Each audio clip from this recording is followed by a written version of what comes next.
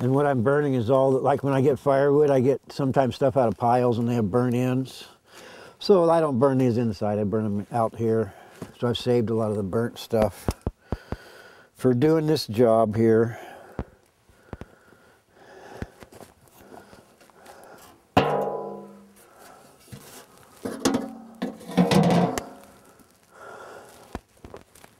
So what I'll do is cook this for an average, if I was cooking seriously, 3 days, stirring it, and I'll probably have to add water because the water cooks out some.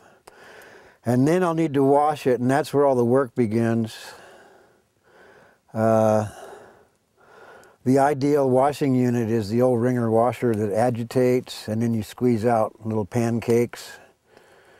That's a really nice way to do it. The last thing I cooked in here that was fiber was 1 pound of flax cord that I paid $125 for. But it was, the person I bought it from said that when she got it, it was smelled so bad, it smelled like a barn to her. So, you know, every year she gets it, it's lower and lower quality. In other words, more non-cellulose and I'm glad to say it was under-processed, not over-processed, because if you over-process, you can't bring it back. If you under-process it, you do a lot of work on it, like what I'm doing here, and you can make it more pure. So, because it was in string already, I cooked it in here, and then I made little balls, and then actually counted the washings. I had an apprentice here for the last bunch of washings, but we just used it by hand in a bucket, like so. And then the water would get all dirty, and you'd rinse that out, squeeze it out, put new water in. You just keep doing that until the water gets clean. And that took 21 washings, and you know, each washing lasted, let's say, 5–10 minutes. So it's that much work to buy 1 pound of fiber for $125. And that's really expensive, but I was glad to get it because I experimented. I brought it home and cooked it, and I played with it.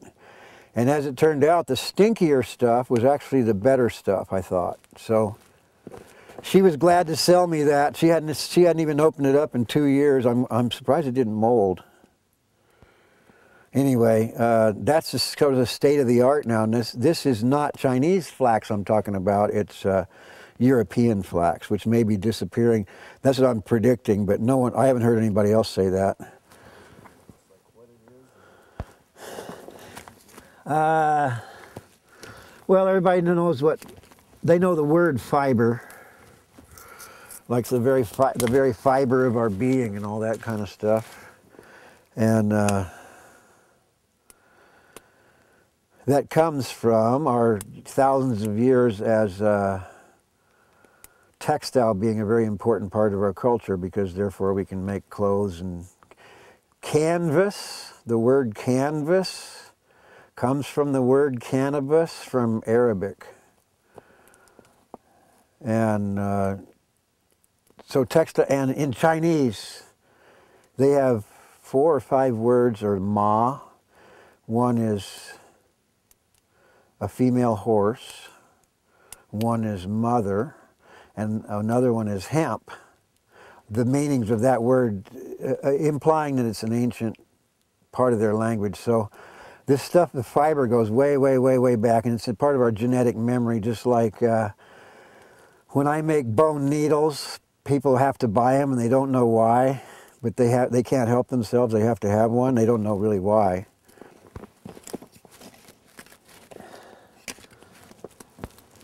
The people that really write a lot about hemp as the savior of the world and all that kind of stuff, there is a lot to be said for that, and I think we'll leave it, I guess we're going to leave it to other countries to figure it out. The Chinese seem to think it works pretty good. But it's a big part of their culture. The flax really wasn't in China like the hemp was, and they did overlap early, but flax was dominant in some areas before hemp was. But in terms of Asia, the hemp was more dominant. So they go way back. They still have festivals in Japan to honor hemp because that was their first paper, and certainly the first Chinese paper supposedly was made out of hemp.